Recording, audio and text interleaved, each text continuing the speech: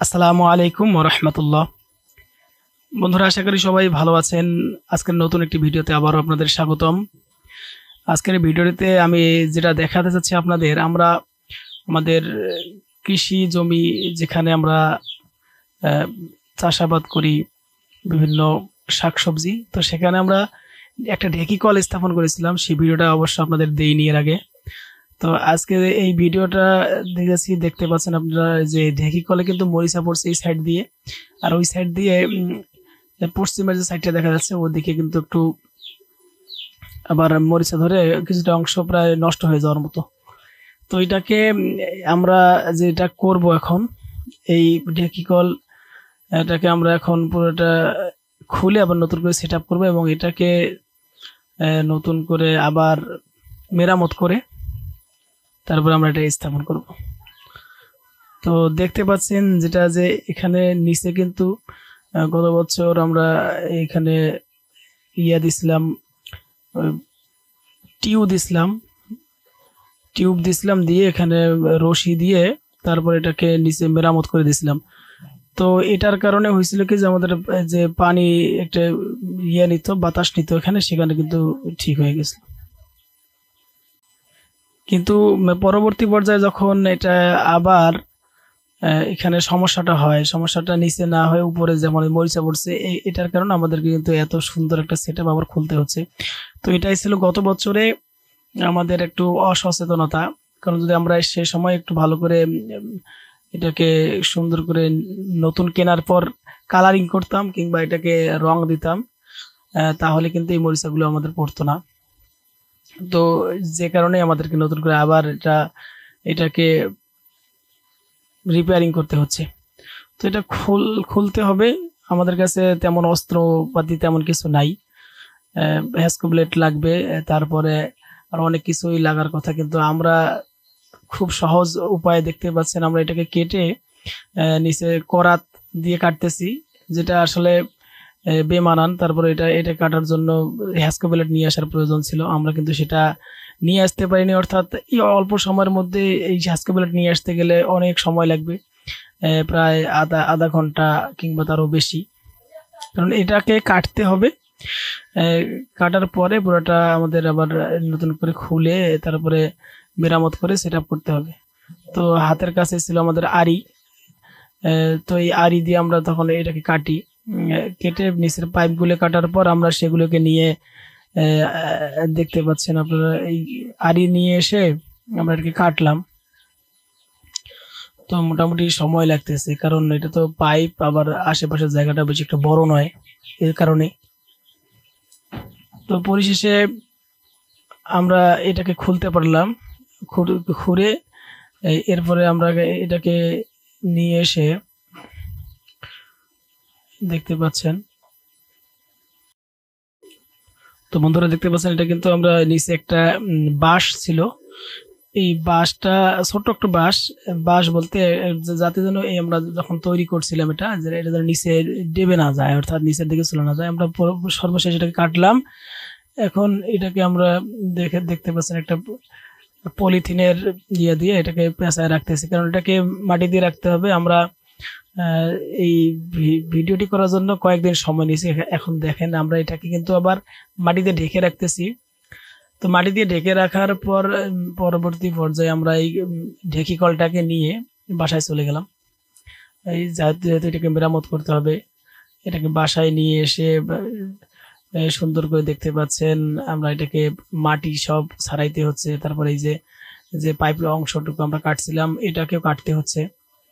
এটাকে কেটে অর্থাৎ সুন্দরভাবে পরিষ্কার করে আমরা পরবর্তী পর্যায়ে এটাকে আর একটু পানি দিয়ে ধুয়ে এখানে যে মরিচাগুলো ছিল এগুলাকে শিরিষ কাগজ দিয়ে ঘষতে হবে।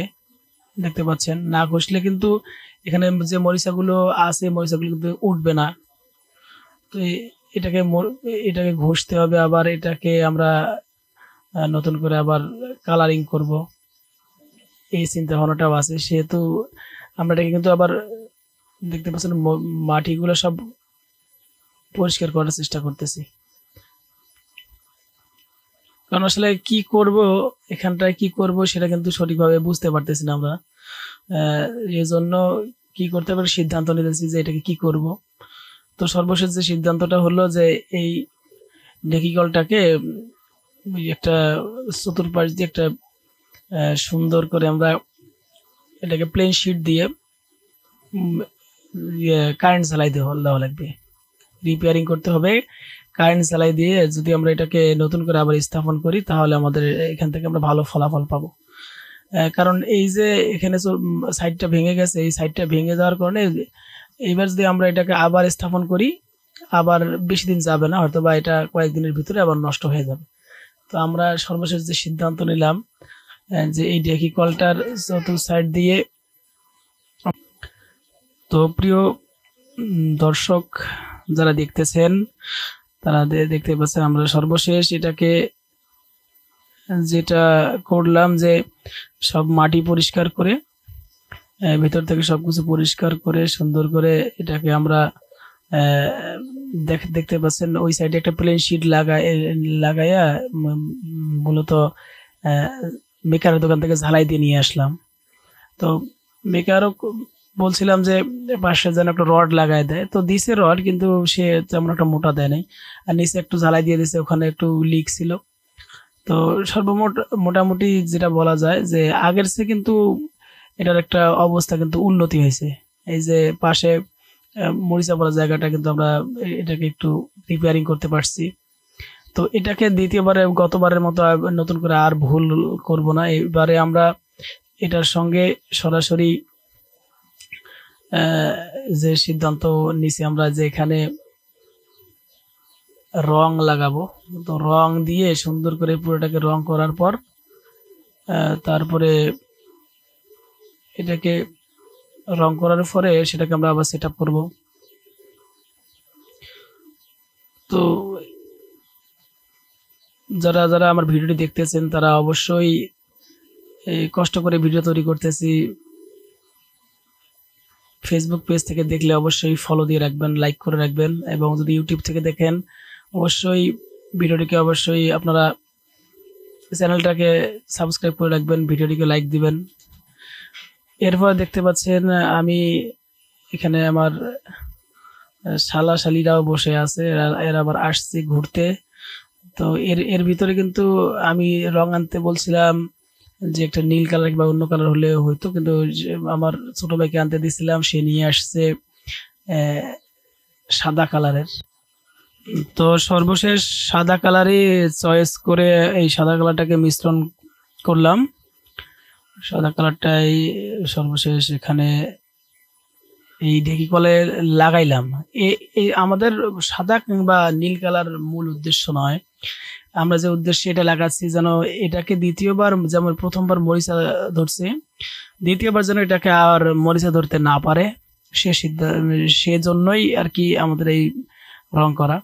তো আজকে প্রথম দিন এটাকে রং করতেছি। তো দেখতে পাচ্ছেন আমি এটাকে রং করার পর যখন এটাকে শুকাইতে দিব, যদি দেখি যে রংটা আবার নতুন করে করতে হবে তাহলে আবার এটাকে রং করার জন্য নতুন করে আবার রং করব। আজকে বিকেল টাইম, বিকেল হয়ে গেছে, তো সবগুলোকে রং করতেছি পুরো ঢেকি কলটা। দেখতে পাচ্ছেন আপনারা যারা এরকম নতুন কোনো লোহার জিনিস কিংবা নতুন কোনো কিছু এরকম সেট আপ করবেন কিংবা ঢেকি কল বসাবেন, যদি কখনো ঢেকি কল বসান তাহলে অবশ্যই প্রথমেই খেয়াল করবেন যে নতুন ঢেকি কল নিয়ে আসার পর সেটাকে শিরিষ কাগজ দিয়ে খুব সুন্দর করে ঘষে এরপরে তারপরে রং করে তারপর সেটাকে বসাবেন। তাহলে আমার মতো এরকম ভোগান্তির শিকার হতে হবে না। এটাকে আবার ঝালাই করতে প্রায় 2 থেকে 250 টাকা 300 টাকার মতো গেল। এই লসটা হবে না আপনাদের, কারণ একটা ঢেকি কল বেশি লাগে না, 2,500 থেকে 3,000 টাকা খরচ করলে আমাদের এদিকে উত্তরবঙ্গে ঢেকি কল বসানো যায়। তো ঢেকি কল যখন রং করা শেষ হয়ে গেল, আমরা সাদা রং করলাম। এই সাদা রং করলাম যাতে যেন আর মরিচা না পড়ে। তো এখন সেট আপের পালা। প্রথম দিন রং করার পরে দেখলাম যে রং করা হয়নি, তো দ্বিতীয় দিন আবারও আমি এটাকে সেজন্য রং করার জন্য আবার প্রস্তুতি নিলাম। প্রথম দিন শেষ হয়ে গেছে, তো এটা এই যেটা রং চলতেছে দ্বিতীয় দিন। তো দ্বিতীয় দিনেও আমি আবার এটাকে আবার রং করছি এবং পাইপের গোড়া দিয়েও রং করছি। তো রং করার পর এটাকে দেখতে পাচ্ছেন আমরা কিন্তু আবার ওই গরম করলাম লোহার লোহার জায়গাটা একটু গরম করেছিলাম, অর্থাৎ এই ঢেকি করে লোহার গোড়াটা। আর ওদিকে আমাদের প্লাস্টিকের পাইপ ছিল, ওটাকে একটু গরম করে এটাকে মূলত দুটার সংমিশ্রণে ঢেকি কলটা আবার সেট আপ করলাম। আপনারা অনেকেই দেখছেন যে কলের সঙ্গে প্লাস্টিকের পাইপ কিভাবে সেট আপ করে, তো এটাও আমি সেভাবে করলাম। তো সেটা ভিডিওটা স্কিপ হয়ে গেছে, ভিডিও করতে ধরছি, মোবাইলে চার্জ ছিল না, কারণ মোবাইল দিয়েই বেশিরভাগ শুট এখানে করা হয়, আমি করি। তো সেটা হয়ে গেল। হয়ে যাওয়ার পর এবারে যেটা আসতেছে যে এই ঢেকি কলটা কিন্তু এখন ভালোভাবে সেট আপ করতে হবে। সেট আপ করতে হবে, দেখতে পাচ্ছেন পাশে দুটো কিন্তু বাঁশ দিয়ে আমরা খুঁটি দিয়েছি। আপনারা যে কোনো কিছু দিয়ে খুঁটি দিতে পারেন, তো হতে পারে সেটা পিলার, সিমেন্টের পিলার হতে পারে সেটা আপনাদের এরকম বাঁশের খুঁটি বা গাছের খুঁটি, কাঠের খুঁটি, যে কোনো একটা দিয়ে দিতে পারেন। তো আমরা এখানে বাঁশের খুঁটি ছিল, পাশাপাশি দেখতে পাচ্ছেন যে দুইটা, আপনারা অনেকেই গ্রাম অঞ্চলের ঢেকি দেখছেন, তো ঢেকির সঙ্গে এই ঢেকি কলের কিছুটা সম্পর্ক আছে। কিরকম? ঢেকি হয়তো বা এক পা দিয়ে সুন্দর করে ঢেকিতে চাল বানা হয়, আটা তৈরি করা হয়, কিন্তু এখানে ঢেকি কল হচ্ছে দুই পা দিয়ে আমরা ঢেকি কলটা চালাতে হয়। যারা যারা দেখেননি কখনো ঢেকি কল, তারাই হয়তো বা আমার ভিডিওটি বুঝবেন না যে ঢেকি কল কিভাবে ব্যবহার করে। তো যারা ঢেকি কল ব্যবহার করছেন, আগে ঢেকি দেখছেন, ঢেকি কল ব্যবহার করেছেন, তারা কিন্তু বুঝতে পারবেন। তো এটা কিন্তু অনেক কষ্ট করে লাগাইতেছি, কিন্তু ভিতরে আরেকটা কাজ করছি যেটা আমি আপনাদের এখনো বলিনি। তো এই ঢেকি কলের পাশ দিয়ে কিন্তু প্লাস্টিকের একটা মিশ্রণ দিছি, দেখতে পাচ্ছেন ওইখানে প্লাস্টিক দিয়ে, ছোট সাইডে প্লাস্টিক দিয়ে পাশে কিন্তু আমি আবার সুতা দিয়ে বেঁধে দিছি খুব সুন্দর করে। এতে করে আমাদের হবে কি, ঢেকি কলের যে গা আছে ওই গায়ের মধ্যে এখানে লাগবে না, আবার মরিচা পড়বে না, প্লাস পানি যদি প্রবেশ সঠিকভাবে ভিতরে না করতে পারে তাহলে মরিচা পড়বে না, মাটি না লাগলে মরিচা পড়বে না। তো এ কারণে এই প্লাস্টিক দিয়ে মোড়ানো। তারপরও এটাকে একটু উপরে যদি আরো সুন্দর করে দেওয়া যায়, তো মুখটার দিকে প্লাস্টিক মুড়িয়ে, তাহলে এখানেও কিছু হইতো না। তো যাই হোক, রং কিন্তু আমরা খুব একটা খারাপ করিনি, ভালোভাবেই করছি রং। এই ভালোভাবে রং করার কারণে দেখা গেছে যে এটা অনেকদিন দীর্ঘস্থায়ী হবে। আর এখানে দেখতে পাচ্ছেন মাটি চতুর্দিকে সমান করে দিতে হবে, আর পাশে আমাদের বাঁশের খুঁটি দুটা, আর এদিকে দেখতে পাচ্ছেন যে কাঠের দুইটা গুড়ি। তো এই কাঠের দুইটা গুড়ির মাথা কিন্তু সুন্দর করে আমরা ঢেকির মতো করে দিছি। এতে করে তো দেখা যাবে যে আমরা এখানে ওই বাঁশের গোড়ায় যে দুটা লাগাইছি, যে একটা রড আছে আমাদের আগে যখন সেট আপ করছিলাম, সেই রডটা দুই ধারে বসবে এবং এদিক দিয়ে আমরা পিছনটায় বসে ঢেকি কলটা পরিচালনা করব। তো বন্ধুরা, যারা দেখতেছেন ভিডিওটি মনোযোগ সহকারে দেখেন, আর পাশাপাশি যারা আমার চ্যানেলের অন্যান্য ভিডিওগুলো দেখেননি, তারা অবশ্যই অন্যান্য ভিডিওগুলো দেখবেন। আশা করি অন্যান্য ভিডিওগুলো দেখলে অনেক কিছু শিখতে পারবেন। এই ঢেকি কলটা এখানে আমরা বসিয়েছি একটাই উদ্দেশ্য, সেটা হচ্ছে আমাদের এই আবাদি জমিটার কিন্তু পানির খুবই সংকট। এই জায়গায় পানির সংকট, অর্থাৎ এখানটায় উঁচা জায়গা এবং পাশে একটা পুকুর যদিও আছে, কিন্তু পুকুর থেকে পানি নিয়ে আসতে অনেক কষ্ট লাগে। তো নিচের দিকে দেখতে পাচ্ছেন গোড়ার এদিকে কিন্তু একটু নিচু করে দিতে হবে, কারণ আপনি যখন এই ঢেকি কলটাকে গোড়ায় পা দিয়ে সুন্দর করে এরকম করবেন, তখন কিন্তু গোড়াটা কিন্তু মাটির মধ্যে লাগবে যায়। আর মাটি যদি উঁচা থাকে তাহলে বুঝতেই পারতেছেন, তো মাটি উঁচা থাকলে কিন্তু সেখানে লাগবে না। তো সে কারণে নিচে এভাবে করে দেওয়া। এখন আমরা এটাকে চেষ্টা করতেছি কত সুন্দর করে সেট আপ করার জন্য।